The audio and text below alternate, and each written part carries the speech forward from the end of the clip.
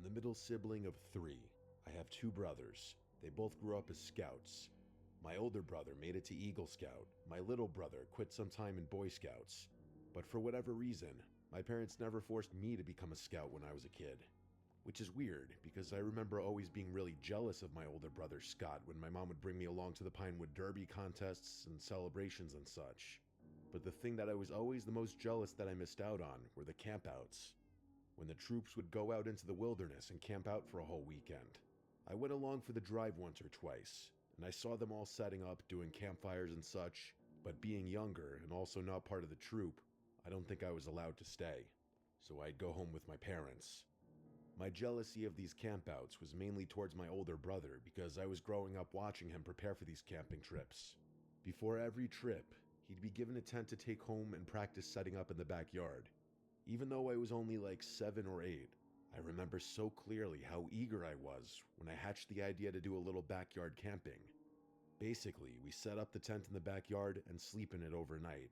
To my little mind, that was the most exciting idea ever. Also, our backyard wasn't really a traditional backyard. Our childhood house was in a very spacious neighborhood where yards just kind of all meshed together, and there weren't many fences, more so large patches of trees and brush separating yards, which added to the camping feel. Our backyard was also huge, and we had a fire pit, so our parents played along and set up the fire pit in our backyard for us so we could get the full camping experience. My little brother roasted marshmallows with us too, but our parents weren't going to let him sleep in the tent. He was only like 4 at the time, and it wasn't a good idea. And no, he wasn't a scout yet, obviously. He was 4. After it got a little late, our parents brought him in and told us it was time to start getting ready for sleep. At this time in my life, the Game Boy SP was the handheld console. So after getting into our sleeping bags, Scott and I whipped out our Game Boys and played our respective games. I was playing Super Mario Bros. 2, a game I was obsessed with yet could never beat as a child. After getting a little more tired though, I turned to my side and tried to sleep. But I remember not being able to sleep. Like, I was tired, but restless. Maybe because I'd never slept in a sleeping bag before, and quite frankly, it wasn't comfortable. A lot of time passed, and I mean a lot, before I finally nodded off. The 20% off Frozen sale is back at Grocery Outlet, your extreme value headquarters. And then, I woke up probably confused about where I was at first, not recognizing my surroundings. I remember looking around the dark tent, and then noticing something. Scott was gone. His sleeping bag was empty. The tent zipper was closed though. He must have went inside because he couldn't sleep. I was suddenly too scared to be in the tent alone, so I got up and unzipped the tent.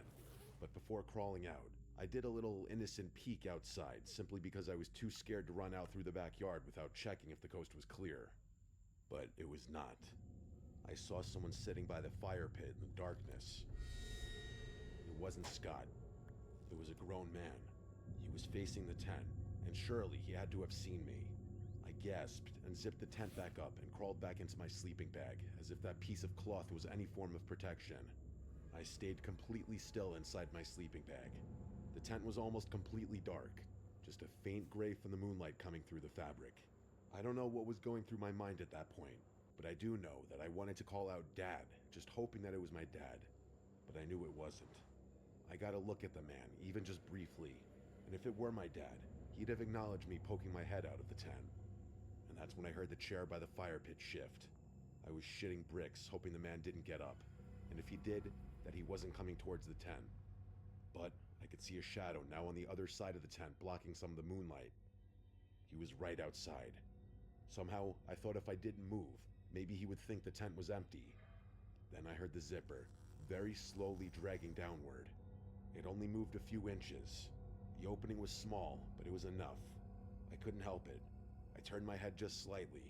There's a small gap at the bottom of most tents where the zipper doesn't fully seal. I had never noticed it before that night. An eye was pressed against that gap, just one eye, looking directly at me. I could see the white of it in the dark. I couldn't even scream at first, not for a few seconds at least, because I was paralyzed. Then the eye squinted a bit, as if the person was smiling a smile that I couldn't see. The zipper moved another inch, and that's when I finally screamed. I scrambled backwards, kicking out of my sleeping bag, knocking into the tent poles. I heard footsteps immediately take off through the yard. Our back porch light flipped on, which I could see through the tent fabric. My dad burst out the back door yelling. I could hear him running across the grass. By the time he reached the fire pit area, whoever it was already gone. My parents called the police, of course. I don't remember what happened after my parents talked to the cops. I know I went to my parents' room with my mom, and eventually the police did their thing, likely searching the immediate area. It was an absolute nightmare. I slept in my parents' bed that night. I was emotionally scarred for a while. Just as things might have been going back to normal, I think it was a few weeks to a month later.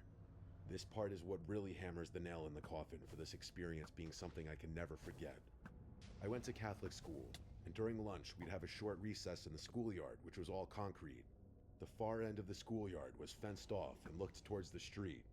We were playing some game, maybe red light, green light or something. This part I genuinely don't remember. All I know is I had to run to the fence to be considered safe from whatever the threat in the game was. And while I was on the fence, next to some other kids mind you, a man says hey from the other side of the fence. I turn, and it's a man asking me for directions to some place I don't even remember. I said I don't know. We weren't even supposed to talk to strangers outside of the schoolyard. Then he said, "Your name's Chris, right?" And that moment is implanted in my brain. His voice, the look on his face, and my heart dropping. I said no, lying to him. He then smiled and said, "You don't remember me, do you?" And at this point, I ran towards one of the recess chaperones and pointed over at the fence, but the man was gone. One of the kids next to me told me he saw the man too. The recess ladies called the recess in short, and the school called my parents. I was sure it was that man from the backyard. I was taken home early that day. I know my parents were so sick and worried after this. It was a hellish month. We lived in such a nice area too, and to almost be chased out of the neighborhood because of this was just a nightmare. After months of me being under tight supervision from my parents, things went back to normal.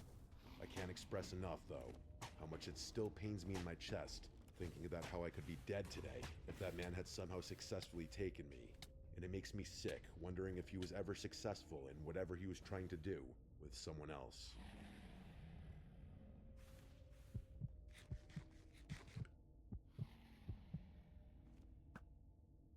I grew up in Salem, Oregon, a quaint little small town feeling place.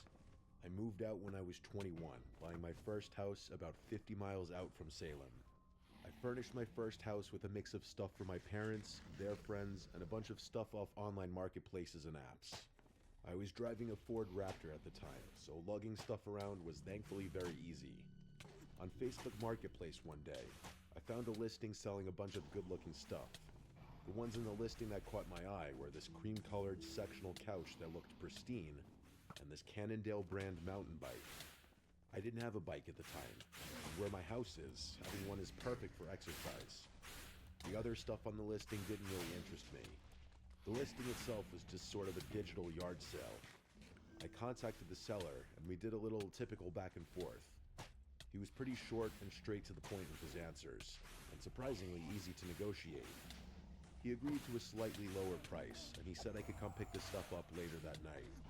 Days are long in Oregon in the summer, so I'd still be showing up with some sunlight.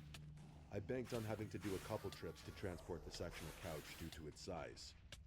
I set out on my way to the house. The address was right on the coast. I checked the satellite view on the map just to confirm it was bringing me to a house, and it was.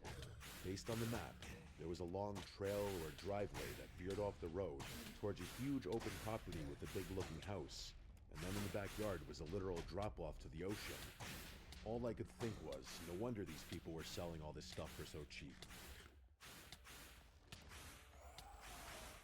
When that personalization happens, you are getting better care. And it looks like if they're taking care of somebody from their family. We've always agreed, because the more we personalize and put you first, the more you get the very best care with you at the center. That's WellSpan Health, more than 2,700 expert care providers who focus on you, backed by the latest innovations and a bold, difference-making idea that the next big thing in healthcare is you. With that kind of money, I wondered why they weren't just giving it away. I headed out that way. It didn't take long to get there. I could tell the closer I got to the shore, the nicer the properties got.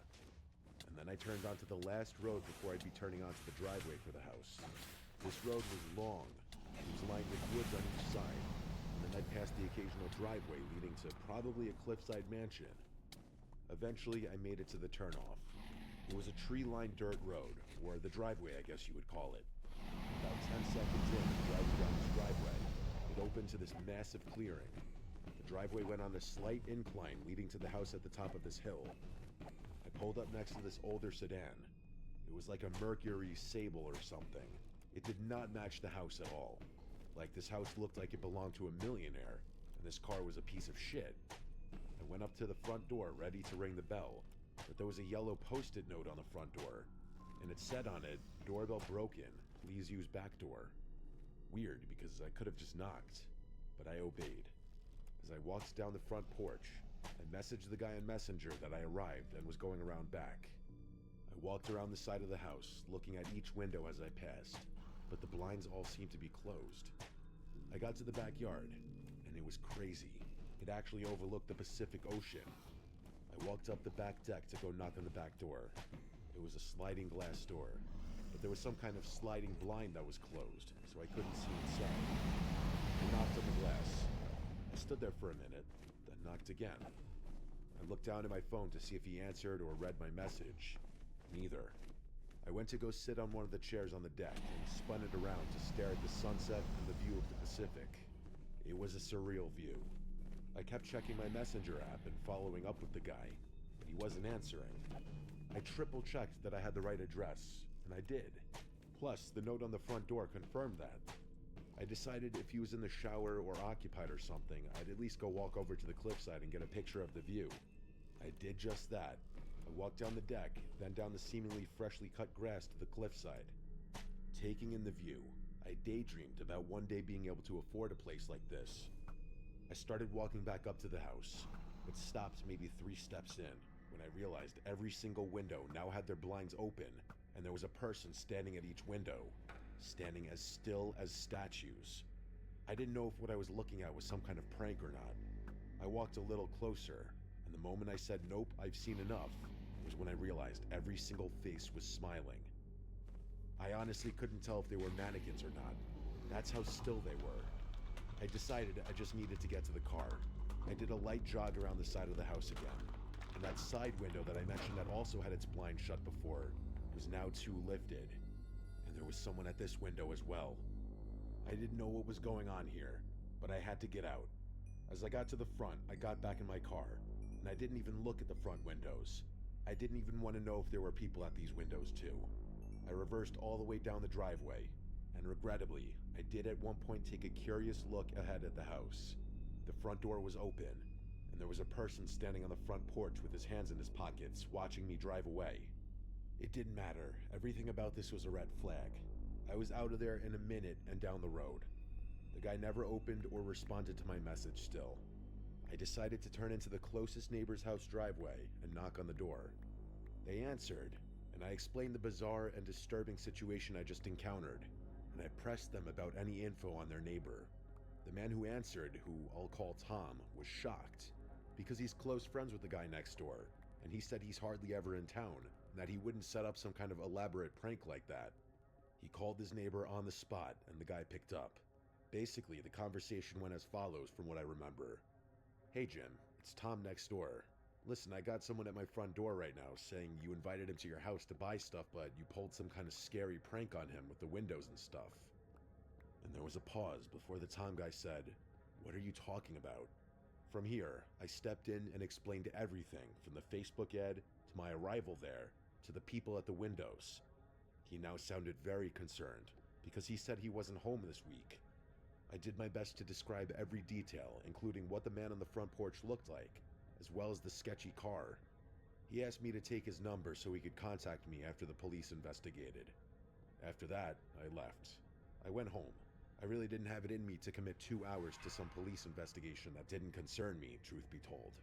But I did hear from the guy later that night. He called me and asked me to send him the Facebook listing, but it was removed. I did send him the details of the profile that I was messaging on the Messenger app, but it was now a blank profile. He thanked me for that and would give it to the police anyway. When I asked him what the cops found, he told me they found nothing stolen as far as he knew at that time, and that all the blinds were once again closed, and there was no sedan in the driveway, but that all 3 doors in the house were unlocked. Now the scary part for me is the way they were all standing at the windows smiling, trying to scare me. And I have to wonder, what use was I going to be of to them? Why did they want me in the backyard? Scary thoughts, honestly. I'm just glad I left when I did.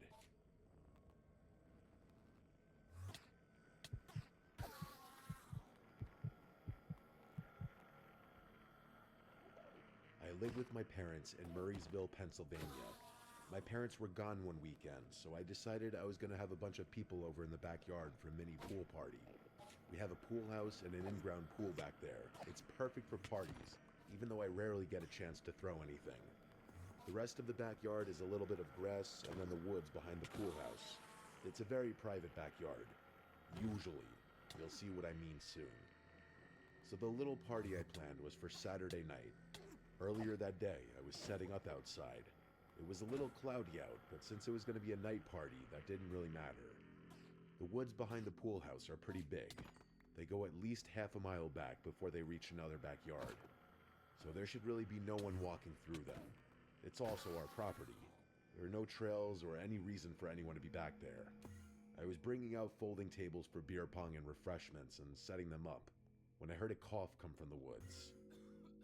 It was clearly a slow, throat-clearing kind of cough, like someone trying to get something out of their throat, and it was definitely a man. I froze with the table still in my hands. I just stood there listening. The wind was barely moving the leaves, so the sound carried really clearly. It came from just inside the tree line, not deep in the woods, close enough that whoever made it could definitely see me. I slowly set the table down and looked out toward the trees. Confused is one word to use, but unsettled would be a better one. No one should be in those woods, ever. I scanned the tree line and called out, "Who is that?" There was no answer. Not even any movement. No footsteps or branches snapping or anything. That almost made it worse. If it was some random guy walking through, I should have heard him moving away. But it was just quiet. I got that feeling in my chest, like I was being watched. Like someone was standing perfectly still just behind a tree, staring at me. I stood there for maybe 20 seconds just listening. The longer I stood there, the more uncomfortable I felt. Eventually, I just grabbed the rest of the stuff and brought it back inside for a bit. I didn't want to just stand out there alone anymore. I called my good friend Mark to come over early and help me set up. I decided not to mention the cough. I didn't want to sound paranoid before the party even started. Mark came over around 6 p.m. He brought some drinks and helped me finish setting up. I kept glancing at the woods while we were out there, but everything looked normal. Nothing moved. If someone had been there earlier, they were gone. The rest of my friends started showing up around 7 to 8. At the peak of the party, there were at least 20 people. Nothing insane, but it was a good time. There was music playing, people in the pool, lights around the patio on. With that many people there, the woods didn't feel creepy anymore. A couple times during the night, I caught myself looking toward the tree line, though. I don't even know why. I guess that cough just stuck with me. Things started dying down around midnight, and by 1 a.m., the last of the guests had left. I figured I would leave the mess to clean up for tomorrow. I was tired and ready for bed. Before going inside, I did one last slow sweep of the backyard. I walked around the pool, checked behind the pool house, looked toward the woods again. Everything seemed normal. The water in the pool was still, the lights reflected off of it. No one was out there. I locked the back sliding door and went upstairs to brush my teeth and go to bed. I was in bed scrolling on my phone for maybe half an hour before putting it down. It probably took another half hour of laying there trying to sleep when I heard a splash. Not a small one, not like something falling in. It sounded exactly like someone jumping into the deep end. My eyes opened immediately. I held still, listening. A few seconds later, I heard the sound of someone swimming, literal strokes through the water. My first thought was maybe someone from the party stayed behind as a joke, or they just woke up drunkenly. But I knew everyone who came. No one would do something like that. I checked my phone, and it was 2 a.m. I got out of bed and walked slowly to the window that overlooks the backyard. I didn't turn on any lights in my room. I didn't want whoever was out there to see me before I saw them. When I looked down at the pool, I saw there was a guy swimming calmly from one end to the other. At first, I tried to recognize him. I knew all 20 or so people who came over. This wasn't any of them. I leaned closer to the glass. The pool lights lit up his face just enough for me to know for sure. I had never seen him before. I yelled out the window, "Who is that?" The swimming stopped immediately. He looked up slowly toward my window. Even from that distance, I could tell he wasn't confused or startled. He just stared up at me. Then he started moving toward the shallow end. He climbed out of the pool, and that's when I saw how tall he was. He stood there dripping wet for maybe 2 seconds, just looking toward the house. I expected him to run away. Instead, he started walking toward the sliding door. Not running or hesitating, just walking fast and direct, like he already knew where he was going, almost in a march. I yelled again, "Hey, who is that?" He didn't respond. I heard the sliding door downstairs open. I know I locked it, I'm positive I did, but I heard it slide open. Then it slid shut. I ran to my bedroom door and locked it. That's when I noticed how much my hands were shaking. I grabbed my phone and texted Mark, asking him if he noticed anyone stay behind before leaving, but I didn't wait for a response. I immediately called 911. I whispered into the phone that there was an intruder in my house. I gave my address as quietly as I could. Then I heard the footsteps. They were slow, wet footsteps on hard wood. I could hear the slight stick of his feet lifting off the floor. He wasn't rushing, nor was he searching randomly. He was walking directly toward the stairs. Each step on the stairs creaked, one at a time. He reached the top. The hallway floor outside my room creaked. He stopped right outside my bedroom door. I could hear water dripping onto the floor. Then the handle moved. He tried opening it once, then twice, then a third time, harder each time.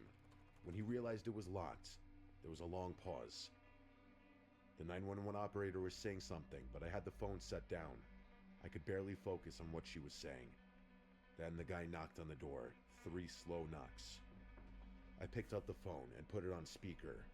My voice was shaking, but I said loudly that I was on the phone with the police and they were on their way. There was another long pause. Then a man's voice from the other side of the door said, very low and calm, "It's me. Open the door." He sounded like a grown man in his 30s. I said, "I know that I don't know you. Leave now." There was silence again. 5 seconds, maybe more. Then I heard him turn and walk away quickly. I heard his wet footsteps go back down the hallway, then down the stairs, and a few seconds later, I heard the front door downstairs open and slam shut. I didn't move until the police arrived. When I finally went downstairs with them, there was a clear trail of water leading from the back door, up the stairs, all the way to the bedroom door. After searching the entire house, that was the only proof that he had ever been there. I texted everyone I invited, asking if they stayed behind or noticed anyone else stay behind. Anyone who was still awake said no. The rest texted back in the morning saying no. He was a complete stranger. And I have a feeling that cough I heard in the woods earlier that day was that man. I don't know how he got the door unlocked. Maybe he slipped in during the party when people were going in and out. As for a motive, I have no idea. I just know that if I didn't wake up when I did, or if I opened that bedroom door, I don't know what he would have done.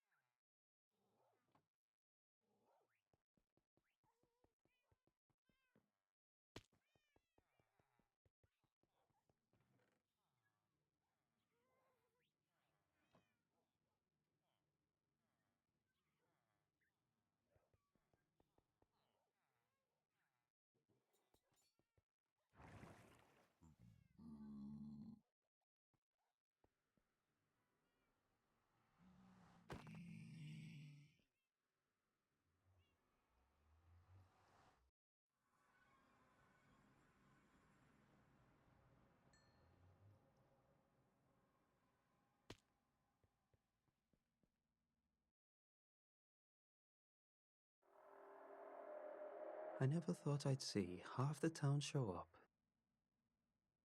to bury a man nobody actually liked. Ricky Halden wasn't a monster or anything. He was one of those loud, broad-shouldered firemen who made every story about himself. The kind of guy who'd tell you about a house fire he'd put out in '08 like it was Vietnam. Still, he'd been part of the fabric of this place.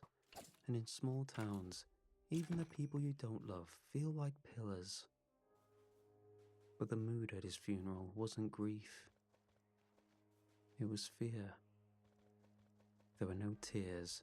Instead, people watched on, whispering, glancing over shoulders at shadows that weren't there. To the side, Mrs. Harlan kept repeating, "It's earlier than last time." Two older men stood behind me near the tree line, speaking low as the pastor droned on. It started again. 27 years like clockwork. Thought we'd get more time. I pretended not to hear. I grew up listening to this kind of nonsense. Stories about the black cycle, about the curse, about how every 27 years someone would die in a way that didn't belong to the world. To me, it was always just superstition layered over tragedy.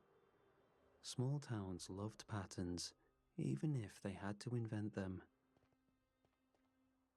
But this time felt different. Because nobody had an explanation for how Rick burned to death inside an empty grain silo. There wasn't an investigation, no state fire marshal, nothing. All he got was a closed casket funeral and a quick burial before anyone outside town could ask questions. And the silo itself? I drove past it on the way to the service. The whole structure had been reduced to a perfect black circle of ash on the ground, like someone had dropped a giant branding iron on it. Rick had been in the center. What was left of him anyway? After the service, people lingered in clusters, talking like frightened cattle. Then the whispering started. "It's the vault. The vault's waking up." That's when I knew I wouldn't sleep if I didn't see the sight myself. I waited until sundown, until the sheriff's car was gone and the road was empty, then drove out to what was left of Halden's silo. The fields were quiet, the air unnaturally still. The ash circle felt wrong.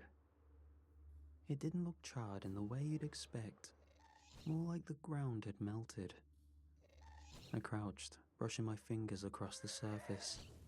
The concrete was glassy and smooth, fused into a dark, rippled shape.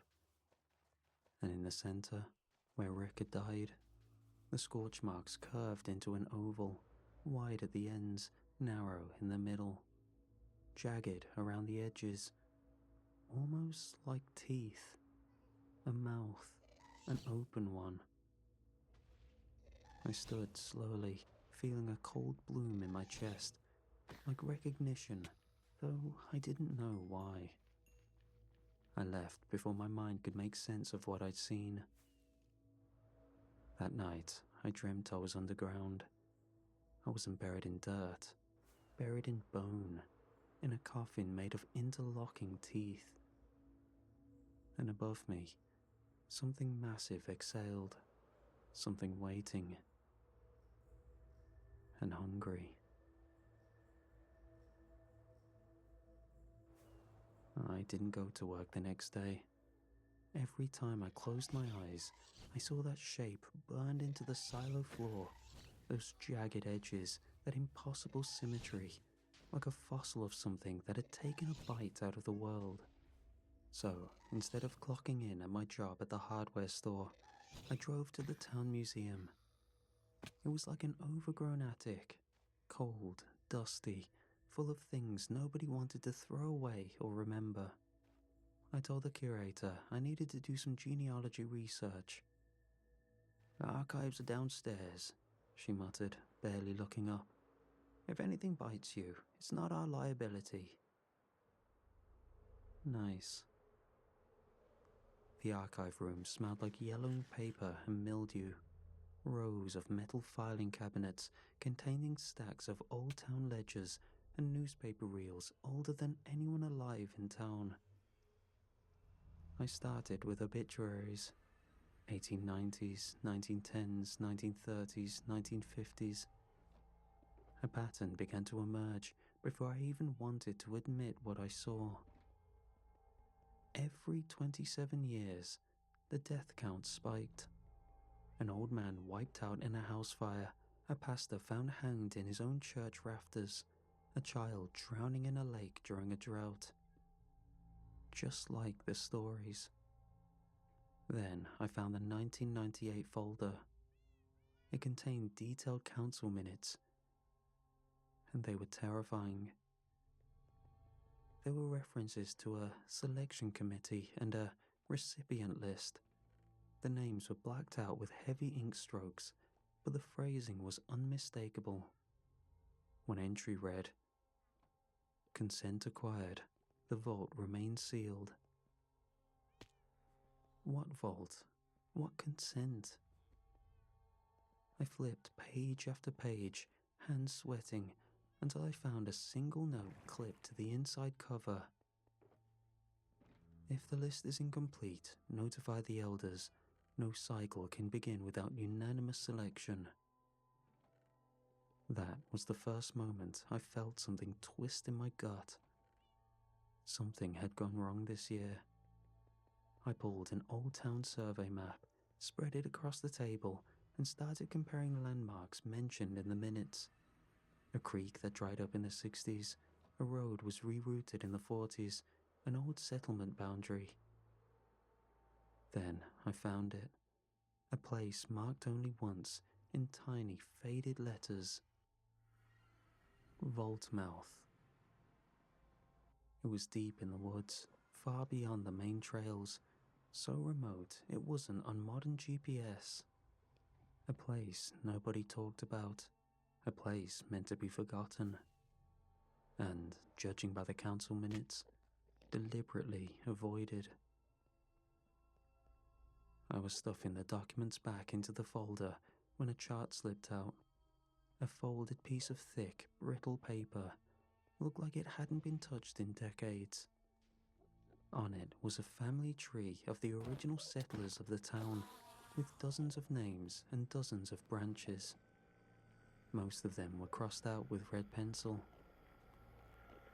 And when I saw my own last name, my stomach dropped. My family's branch wasn't crossed out. It was circled, hard, several times, deep enough to bring up the fibers of the paper. And next to it, written in the same red pencil, "Next to seal the mouth." The room felt suddenly smaller, the air grew colder, and the hairs on my arms stood at attention, sending chills down my spine.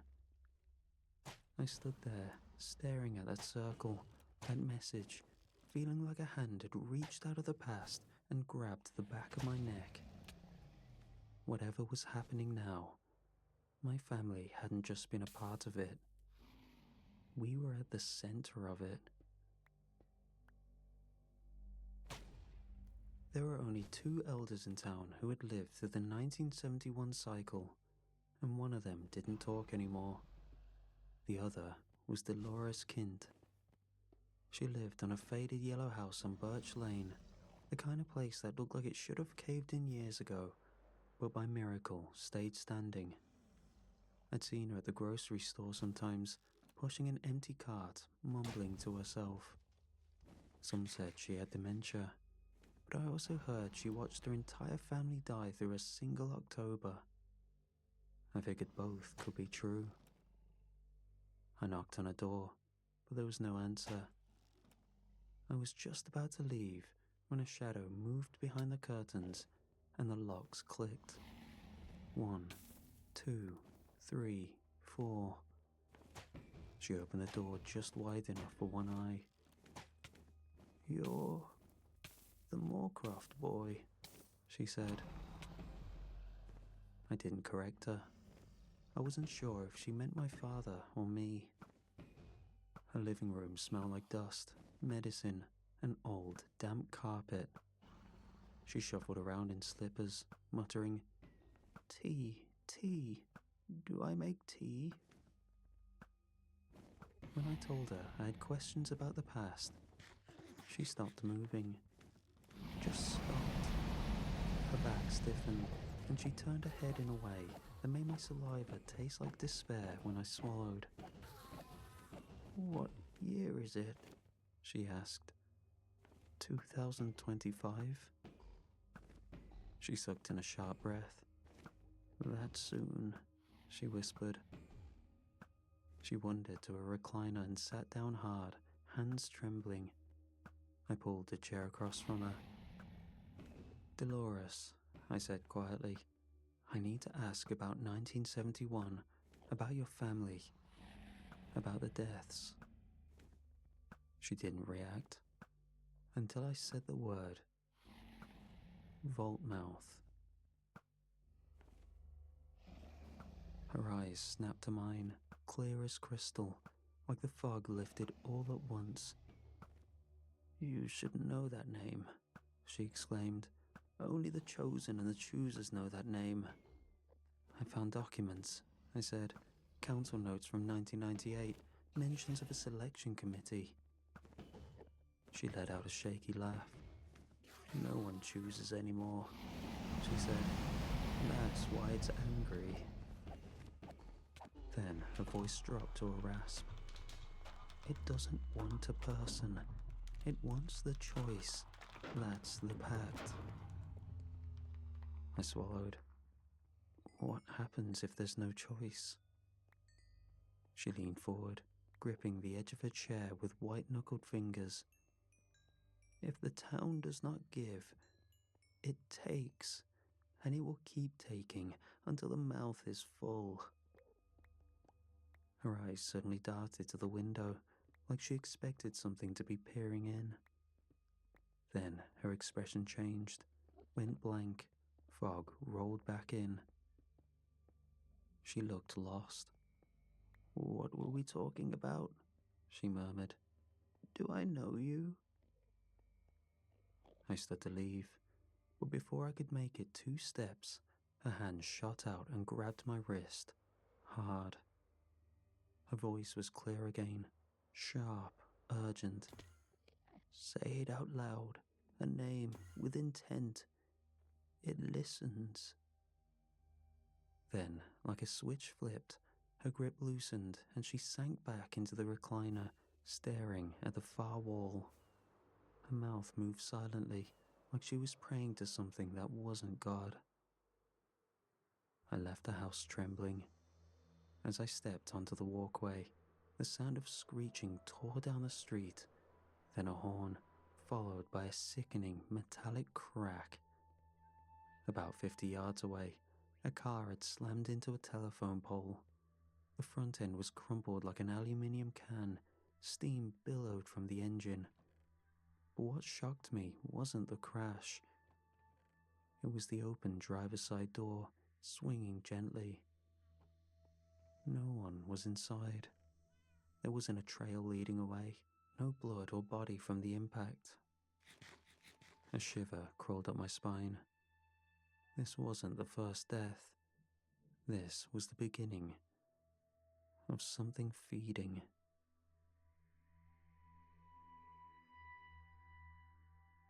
The map said it was called Vaultmouth, but the land around it had no name, no roads, just a thinning tree line off Route 19 and a path that felt like it hadn't been walked in decades. I parked where the road turned to gravel and followed the rest on foot, shouldering through brush, slipping down embankments, boots snagging on hidden roots. The air got heavier the deeper I went. Eventually, I found the fence, or what was left of it. Rotting wood posts spaced unevenly around a clearing, warped with crumbling barbed wire and rusted iron nails, half driven in, half bent outward. Faded signs dangled by one hinge, Words long gone, but symbols still visible. Circles, spirals, a mouth full of triangles. Latin etched into the boards, almost burned in. Non elegimus carnem, carnem eligit nos. We do not choose the flesh chooses us. It wasn't just creepy, it felt deliberate, like a warning whispered by dead hands. I stepped over the boundary. The trees stopped, all life absent, the soil turned ashen. The center of the clearing was perfectly flat, ringed with pale stones half sunk into the earth. And in the middle was a hole. At first glance, I thought it was a well, but on closer inspection, it was a smooth, vertical shaft wide enough to drop a body into without folding it. The inside was black, no bottom in sight, and around the rim, the stone had been carved in a tight spiral, grooves that curved downward like something had dragged claws around the edge 1,000 times. Just clean, dry stone, and the faint hum of pressure, like the air was breathing in and out. I picked up a pebble, held it for a second, then dropped it in. Nothing. No click or bounce, just gone, like the earth swallowed it before it hit the bottom. Near the lip of the shaft, embedded in the ground, was a slab of metal, iron gone orange with age, bolted down with thick rivets, names etched across the surface in uneven, hand-carved rows. Dozens of them. I ran my fingers across the grooves, reading aloud. Many I didn't recognize. Then, near the bottom, one I did. Walter Moorcroft. My father. The last name on the list. My breath caught in my throat. He'd never mentioned this place, never said a word, but somehow he was part of it. He knew. I left the clearing as fast as I could without running, like turning my back on that hole too quickly might give it permission to reach for me. The sun was starting to set by the time I got home. I opened the door to my trailer, and there he was, sitting in my kitchen. No call or warning, just there. His eyes were sunken, shirt still half-buttoned, knees jittering. His voice came out flat and shaking. "You shouldn't have gone there." I hadn't seen him in months. We weren't estranged exactly. We just moved around each other like planets on a different orbit. He's only ever showed up when something has gone wrong. And something had gone very, very wrong. He looked older than I remembered, drained. His shirt was unbuttoned and crooked, hands shaking, eyes bloodshot with tiredness, like he'd been waiting for something. "Sit down," he said. I did, because the tone wasn't optional. He lowered himself into the chair across from me, elbows on his knees, breathing slow and heavy, like he had to convince his lungs to keep working. "I know what you've been looking into," he said. "The archives, Dolores Kind, the vault." Hearing him say it out loud felt like ice water poured down my spine. "Dad, what is it? What's in the vault?" He looked away, jaw clenching. Then he said the words that would ruin everything I thought I knew about this place. "The town isn't cursed. It made a deal." He rubbed his face with both hands. "Back in 1890, he said, the founders struck a pact with whatever lies under the ground. They call it the mouth, the deep, the listener. It doesn't matter what name you use." He swallowed hard. "We promised it a life every 27 years. Just one. chosen willingly through the vote, and in return, it left the rest of us alone. Something horrible was happening to the settlers, something so horrendous it wasn't even recorded. The deal was the only way to survive. My stomach twisted. You're telling me this town has been sacrificing people? He didn't flinch. Willingly, yes. Always with consent, always someone who accepted it. A quiet death, a clean one. And the vault stayed sealed.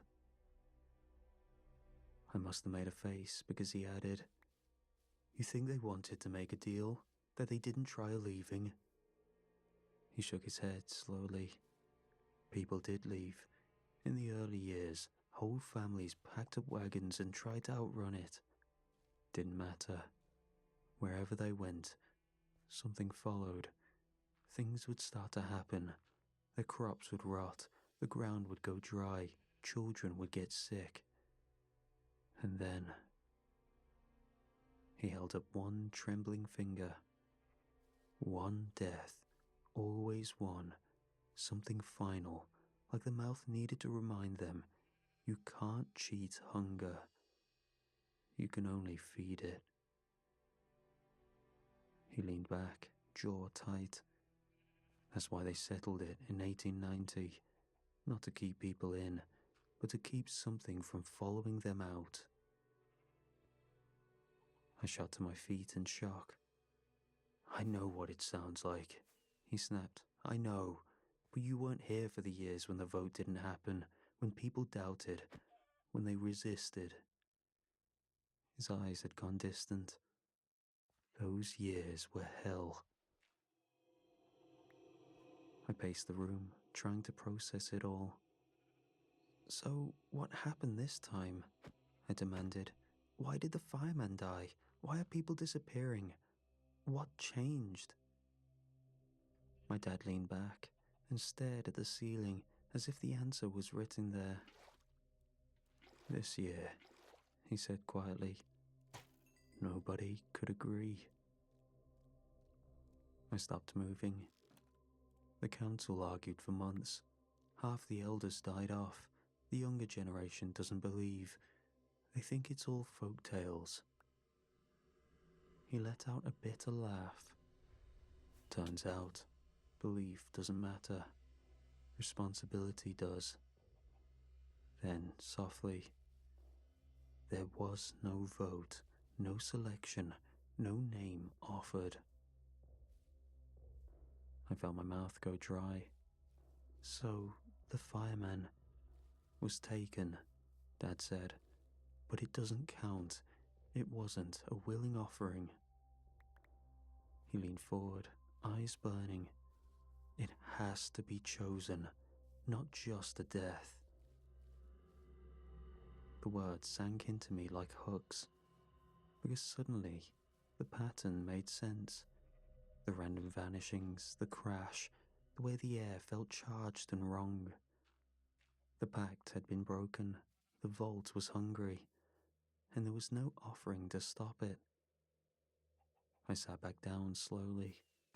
He watched me, something unreadable in his gaze. Okay, I whispered. So, what now? If the sacrifice wasn't made, what does the vault do? For a long moment, he didn't speak. Then he inhaled sharply, like the next part hurt to say. Then, it's up to the collector. I frowned. What does that mean? He didn't let me finish. He looked at me with an expression I'd never seen on his face before. Terror, grief, and something like an apology. The collector isn't a person, he said. It's a role, passed down a bloodline. Every generation has one. His voice cracked. And if the town won't choose the sacrifice, the collector must. A cold pressure settled behind my ribs.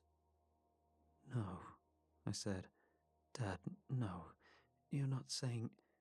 He closed his eyes. And then he said it, voice barely above a whisper. The words I didn't want to hear. It's you.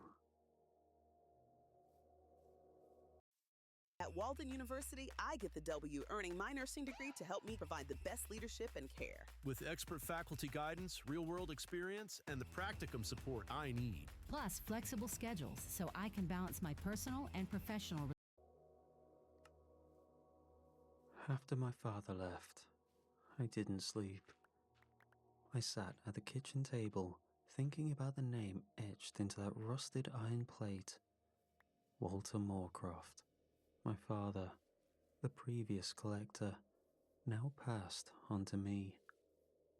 And I couldn't stop thinking about the way he'd looked at me, like I was something he was sorry for, not something he loved. I knew he hadn't told me everything, not even close, so I broke into the locked footlocker he kept under the guest bed. He always kept it bolted shut, like he thought someone would try steal his old hunting gear. But I knew the combination, same one he used for everything. Inside, not weapons or tools, just journals. Stacks of them, weather-warped and yellowing, page after page in my father's tight, careful handwriting. Most of it was nonsense at first. Weather reports, council meeting notes, obituaries with names underlined and circled. He'd been tracking every cycle since I was born. But then the language changed. He stopped writing like a man and started writing like a witness. One page read, "It speaks in symbols now. Dreams. The hum in the trees isn't the wind. It's waiting for its name to be spoken." Another. "When the collector is called, the chosen cannot offer themselves. The collector must choose. This is the pact, the old way, not by death, by right." The words collector and vaultmouth appeared again and again, sometimes capitalized, sometimes underlined in red. And next to them, crude diagrams of the vault. The shaft, the spiral, the concentric rings of trees around it, marked with strange glyphs. Some look like runes, others like teeth. One diagram showed a person standing at the edge of the vault, with arrows pointing inward, as if their presence activated something, opened something. Then came a section I hadn't expected, returning back to the style of a journal, detailing day-by-day beats of a tense time in the town. It spoke of apocalyptic symptoms, the lake changing color, the sky casting strange hues, and the wildlife losing their minds. People disappeared and families were torn apart, all because Walter, my father, could not choose. It mimicked the current time, the council not choosing and the decision falling to the collector, an impossible choice of life and death, one to die for many to live. That night, the vault came to me again in dreams, but this time I wasn't inside it, I wasn't falling. I was standing above it, at the edge, looking out at a crowd of people, kneeling, hands clasped, heads bowed, whispering something I couldn't hear. And I was speaking. My mouth moved.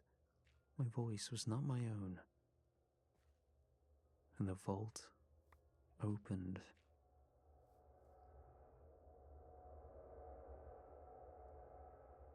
It started with the birds. Every morning, my porch railing used to be dotted with crows, the smart, spiteful rascals that lined every wire in the town like little black judges. Then one morning, they were all just gone. That same day, a field of cows in the west end of town was found standing in perfect formation, heads lowered toward the ground, unmoving. Every single one of them, dead, bloodless, organs folded inside out like paper crafts. 2 nights later, I heard something boil, but not from the kitchen, from outside. I looked out and saw it was the lake, an entire body of water roiling like a pot left on too long. Wake's Pond, the old reservoir where we used to swim when we were kids, steamed for 10 hours straight. The water turned thick and red. Fish floated to the surface, split open. The air changed after that. Smelled wrong, sweet but spoiled, like rotted peaches or burnt teeth. Something was opening, and I wasn't the only one who noticed. The few remaining town elders, the one who still remembered how this thing worked, called a secret vote. They held it in the old stone house outside Mill Creek, the kind of place built with no insulation and too many locks. Only 6 of them showed up. They tried to vote, they tried to choose a name, but the vault didn't care anymore. It had waited, been ignored, denied its due. Now, it wanted me, not as a meal, as a mouthpiece. I didn't hear this secondhand. One of the elders, a retired judge named Hal Vesser, came to my door at dawn. His eyes were bloodshot, his knuckles scraped like he'd punched something harder than he expected. He sat on my porch swing, hands trembling as he lit a cigarette. "We failed it," he said. I didn't speak. "You're the last stop, you understand?" I just stared. He flicked ash onto the ground. "The collector exists for a reason, in case of breakdown. When the people can't choose, the blood must. You're not a sacrifice. You're the priest. Just speak a name with intent. That's all you have to do. If you need suggestions, I can..." I told him to get off my property. Told him I wasn't killing anyone for a town too cowardly to face its own history. "Your offering, that's different." I slammed the door, but the ground kept humming. That night, it got worse. The sky turned the color of old bruises. The clouds spiraled low and fast, like water being sucked down a drain. My neighbor's trees bled sap that smelled like iron. Dogs stopped barking. In fact, dogs stopped moving. A low bell began to ring from nowhere. No visible source, just there, vibrating through the soles of your feet. Something was uncoiling. The vault wasn't sealed anymore. Not fully. At 3:21 a.m., my phone lit up with a message from an unknown number. Just one line. "Choose." By morning, Dolores Kint was dead. She'd been found in a bed, peaceful. No wounds, no trauma, but her face was smiling, hands folded like in a church pew. And between her palms, a yellowing card, handwritten, addressed to me. Name the Chosen. I knew where they kept the records. It wasn't a secret. The room was beneath the old town hall, not in the modern wing, but in the original limestone foundation, where the smell of mildew soaked into your tongue and the light buzzed like an insect was trapped behind your eyes. It was still unlocked. They hadn't even tried to hide it. Maybe they wanted me to find it. The selection ledger was a thick, cloth-bound book that looked like it belonged in a courthouse or a church. Heavy, frayed, smelling of dust and smoke and human oil. Inside, names. Page after page, each handwritten in looping cursive, some dated over a century ago. I flipped forward to the most recent year. This year. The first few pages were normal, Just names, birthdays, occupations, handwritten summaries of each candidate's community standing, financial status, and family size. Then I started seeing the red circles, suggestions for choice, a short list for them to vote on. Alongside them were stern judgments marked with phrases like approaching end of life, or minimal surviving kin, or historically low civic contribution. And then added on were notes, not from the elders. No, their handwriting was firmer, direct, but younger handwriting, softer language, correctional even. Marlene Gillard, 84. She still tutors at the library. Her great-granddaughter just got accepted to college. She brings hope to the family. This would destroy them. Thomas Harvey, 58, disabled vet. Still teaches woodworking, mentors troubled kids, has PTSD, wouldn't be ethical. Alicia Norris, 41, chronic illness. Started the grief circle after the 1998 death, still manages the town website, would send the wrong message to others with chronic conditions. George Amblin, 71, ex-convict. He served his time, runs the food pantry. His death would confirm every stereotype the town's trying to grow past. Every single name was paired with a counterpoint.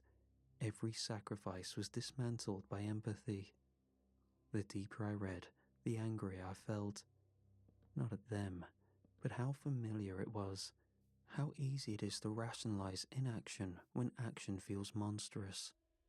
This wasn't corruption. It wasn't bloodlust. It was compassion. They had tried to be better, but better didn't stop the vault from waking. Better didn't boil the lake. Better didn't spare Dolores. Or was it ignorance? A new wave of leaders who wrote off tradition as ignorance, something to move past. The final page wasn't even finished, just a handful of names with red ink scratched through, like someone had grown furious and thrown the pen across the room. In the margin, one line of newer handwriting. There are no perfect deaths. Another in pencil. Then maybe we stop pretending it's worth choosing. And under that, scrawled in dark pen, pressure piercing through the paper. Then we die together. I closed the book. The vault was right. This wasn't a sacrifice anymore. It was a failure. That night, I dreamed of the spiral again. Only this time, I descended. No ladder, no rope, no footing. I just fell, gently, as if the air below me had turned to water. The stone walls pulled away as I went, becoming ribs, then roots, then rows of open mouths, all breathing together in rhythm. And at the bottom, where sound should have vanished into nothing, there was light, soft, living, like a heartbeat under skin. I didn't hear anything, but I felt it, behind my eyes, in my gums, in the marrow of every bone. The town agreed to the cost, it said. I turned, and around me were reflections, other towns, other timelines. Each one was different, and in all of them, the vault had gone unsealed. One showed spirals of fire coiling up into the sky, turning birds inside out in flight. Another, a town square full of kneeling people, mouths sewn shut with golden thread, trees grown backwards through their skulls. In one, the vault was gone, not sealed, but absorbed, as if it had eaten the land around it and kept growing. They were all worse than anything I could imagine, and every one of them had something in common. No choice was made. I woke up with my pillow soaked in sweat and my tongue heavy in my mouth, like it had been speaking without me. Despite all I had seen, in what I could call more a vision than a dream. I still couldn't pick one name.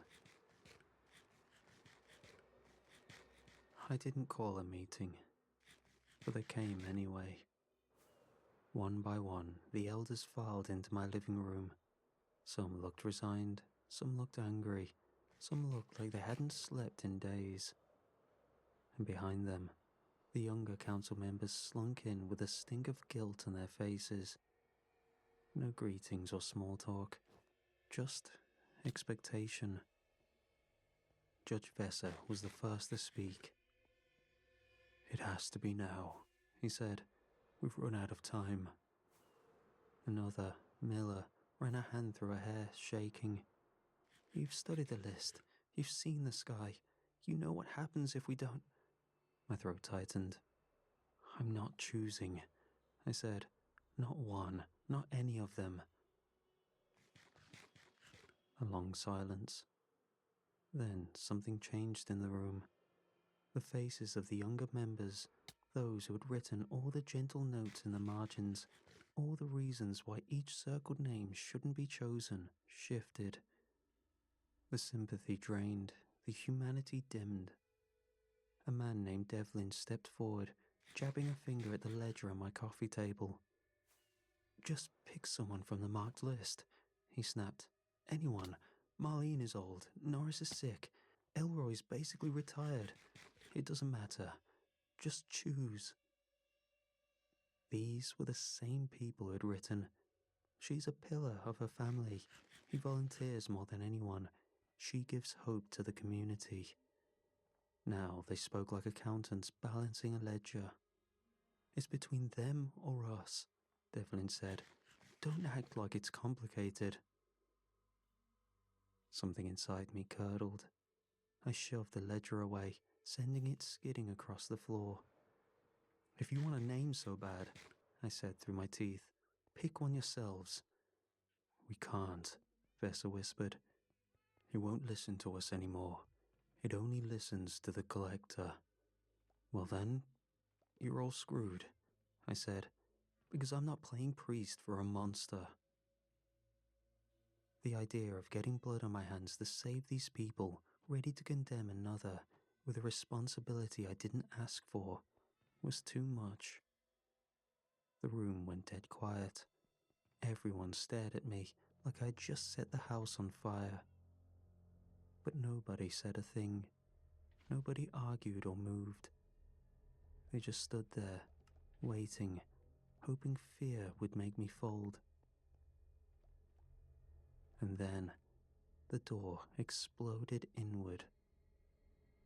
My father stormed in with the force of a man who had been running for miles, eyes wide, hair slicked with sweat. His voice hit the room before he did. "You stupid boy," he roared. "You think this is a joke? You think you get to refuse?" I thought he was just going to yell, maybe shove me, maybe try to scare me into it. I did not think he would tackle me to the floor. My head hit the hardwood so hard, stars burst behind my eyes. Before I could breathe, his hands were on my collar, dragging me up and slamming me back down again. "Say a name," he barked. "Just say the goddamn name." At first, I thought he was bluffing, losing control in panic. But the weight of my chest didn't lift, and his fists didn't stop. My vision blurred, white at the edges. My teeth rattled with each blow.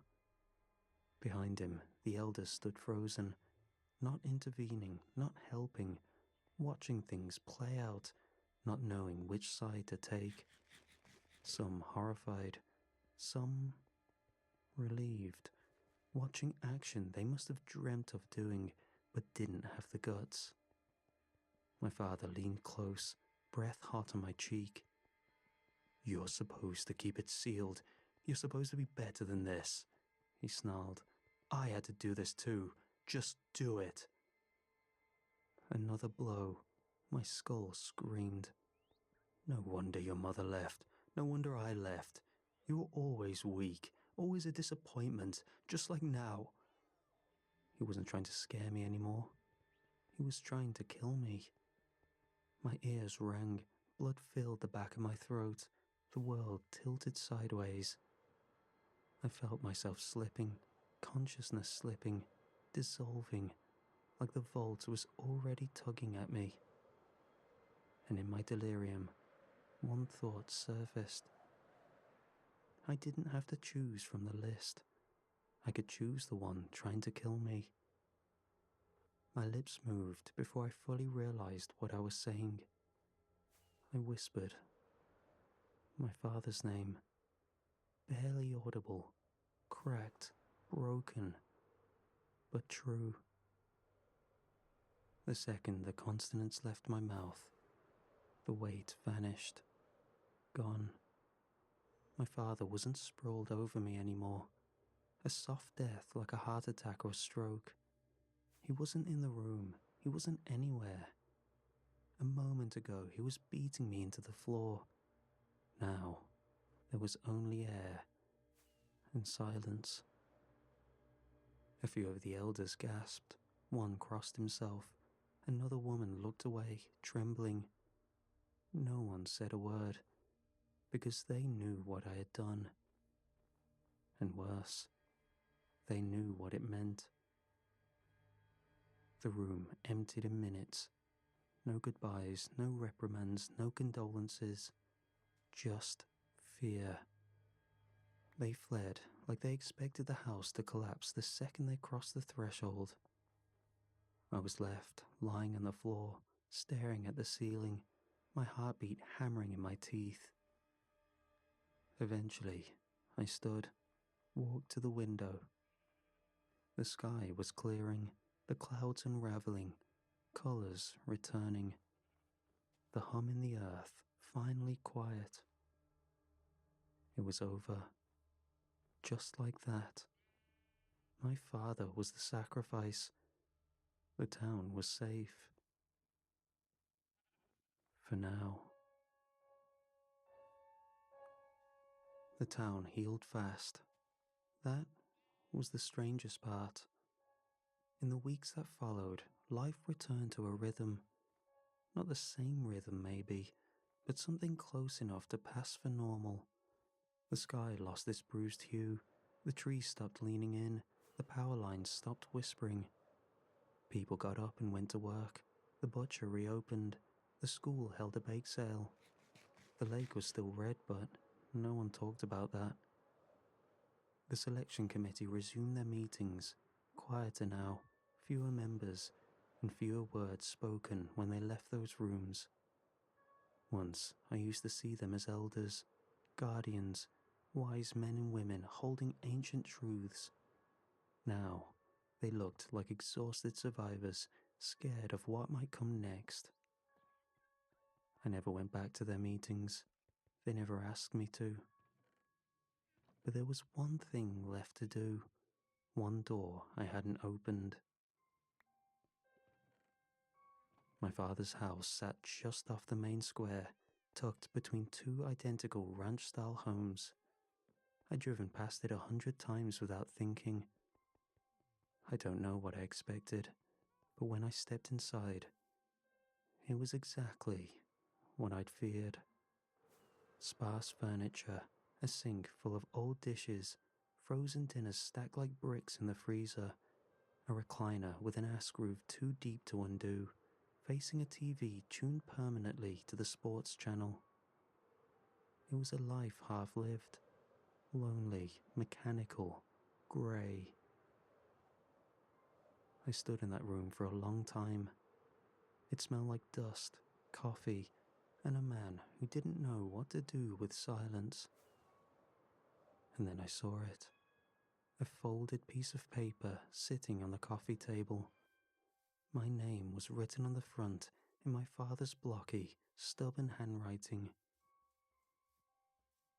I opened it. If you're reading this, then I went through with it. I'm sorry you had to see it. Sorry you had to be a part of it. I didn't want that for you. Not ever. That's why I left. but I had to make sure you'd do it. I couldn't risk you freezing up the way the others did. I know you. I raised you. You were always the good one. Even when you were little, you gave away your Halloween candy to the kids who were too scared to trick or treat. You used to cry when you saw roadkill. That's the kind of heart you have. Big, honest, kind. But a heart like that won't save this town. It never has. I said things I didn't mean, did things I never wanted to do. You have to know that. I needed to make myself into the enemy. I needed to give you someone worth condemning. If you hated me enough to speak my name with weight, then you'd survive. And the town would too. That was always the deal. One name spoken with intent. That's how the mouth knows the offering is real. It had to be me. I was already halfway gone anyway. I've been watching the sky for years now. I could feel it. The teeth behind the clouds, the pressure in my bones. It was coming. And you were going to be the one it turned to. So I gave you something to aim at. Me. I'm proud of you, not because you did what I wanted, but because, even after everything, I think you hesitated. Don't let this town break you. You're not like the rest of them. Keep being the kind one, even if it hurts. All my love. Dad. I sat down in his chair. It didn't feel right, didn't fit me, but I sat there anyway. And I cried, harder than I had in years. Not because he was gone, or because of what he did, but because I understood. And I hated that I understood.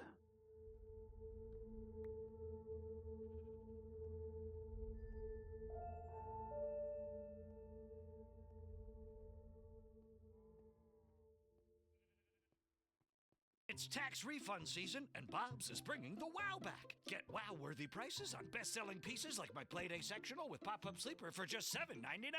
Wow.